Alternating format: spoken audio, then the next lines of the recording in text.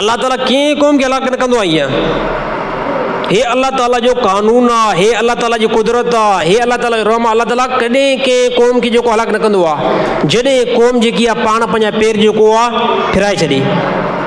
मूसा अलैहिस्सलाम बनी इसराइल में जेको नबी थी आयो हुयो त मूसा अलैहिस्सलाम क़ौम खे जेको दावत ॾिनी, क़ौम खे जेको सिधो कयो, ऐं क़ौम जेकी तमामु घणी टेड़ी हुई। पोइ हली करे मूसा अलैहिस्सलाम चंद हिकु माण्हुनि खे जेको आहे थोरो घणो टोलो थियो, उनखे मूसा अलैहिस्सलाम सिधे रस्ते ते आंदो। पोइ हली करे मूसा अलैहिस्सलाम जीअं हिन दुनिया खां विया न, मूसा अलैहिस्सलाम जीअं जो इंतकाल करे वियो, इन खां बाद में बनी इसराइल बि जेको आहे मूसा अलैहिस्सलाम जे तरीक़े खे छॾे ॾिनो। यानी नबी जे तरीक़े खे छॾे करे उहो असुली जेकी पंहिंजी जालत हुई न उनखे वरी खणी करे ॾाढो हलिया। ऐं हिन टाइम जीअं असां तव्हां मुस्लमान आहियूं, नबी अकरम सल्लल्लाहु अलैहि वसल्लम तरीक़े खे पोइ ते रखी करे ऐं पंहिंजी जेको तरीक़ो असांजो आहे ऐं पंहिंजो जेको कल्चर आहे उनखे जेको असां अॻिते कयो आहे।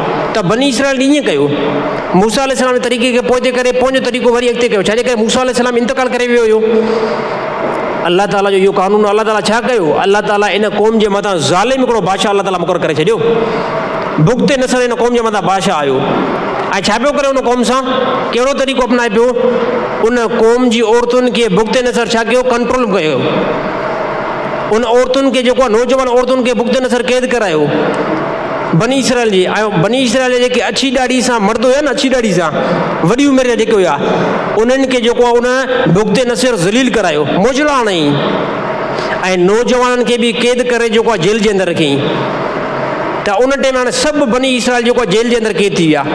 हाणे हे ख़ुदा सज़ा ॾिए पियो। पोइ उन टाइम जेको आहे नबी केरु हुयो, दानियल अलैहिस्सलाम। ऐं नबी पाण बि जेल जे अंदरि अची वियो। नबी पाण बि उन टाइम मूसा अलैहिस्सलाम खां बाद में दानियल अलैहिस्सलाम नबी आयो, ऐं नबी पाण बि जेल जे अंदरि अची वियो। पोइ दानियल अलैहिस्सलाम फरमायो, तव्हांखे ख़बर आहे हिन टाइम तव्हांजे मथां ज़िलत छाजे खां आई आहे, हे तव्हांजे मथां हिन टाइम अज़ाब छाजे करे आयो आहे जो तव्हांजे वॾनि जी बि हिन टाइम इज़त न पई थिए। तव्हांजी औरतुनि खे बि जेको आहे क़ैद करे जेल जे अंदरि रखियो वियो आहे। ऐं तव्हांजे नंढनि खे वॾनि खे सभिनी खे जेल जे अंदरि। इहा तव्हांखे ॻाल्हि ॿुधायां छाजे करे इहा तव्हांजे मथां अज़ाब आयो आहे। हे तव्हां मूसा अलैहिस्सलाम जी शरीयत खे छॾे ॾिनो आहे, तव्हां पंहिंजो तरीक़ो इस्तेमालु कयो न, इन जे करे ख़ुदा हिन टाइम तव्हांखे ज़लील करायो आहे। इन जे करे जेको आहे ख़ुदा तव्हांजे मथां अहिड़े ज़ालिम बादशाह खे जेको मुसलत कयो आहे। हा, हिकिड़ो हिन टाइम तरीक़ो आहे तव्हांजे लाइ, तव्हांजे लाइ हिकिड़ो तरीक़ो आहे। तव्हां छा कयो, तव्हां तौबा कयो जेल जे अंदरि ई।